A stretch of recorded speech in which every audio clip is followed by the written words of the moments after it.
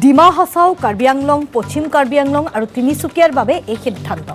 এই ঋণৰ জৰিয়তে জিলাকেইখনৰ বিভিন্ন প্ৰান্তৰ পথ উন্নীতকৰণ কৰা হ'ব বুলি আজি কেবিনেটত ইতিমধ্যে সিদ্ধান্ত গ্ৰহণ কৰা হয় আৰু কেবিনেটৰ অন্তত সংবাদমেল সম্বোধন কৰি এইসমূহ সদৰি কৰে মন্ত্ৰী জয়ন্ত মল্ল বৰুৱাই।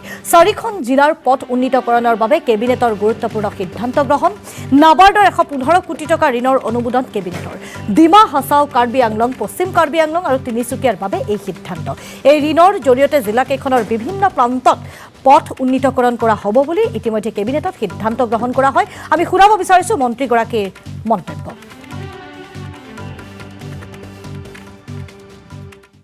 অসমৰ 4খন জিলাত লোক নিৰ্মাণ বিভাগৰ কিছু ৰাস্তাৰ উন্নতিকৰণ বা বহলীকৰণ ইত্যাদিৰ কাৰণে বিশেষকৈ Karbi Anglong, north Cachar hills, Tinsukia and west Karbi Anglong জিলাৰ ৰাস্তাৰ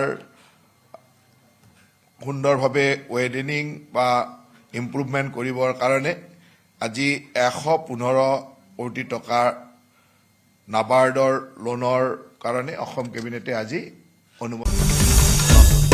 আসাম টক্স আপোচবিহীন অসম কণ্ঠ।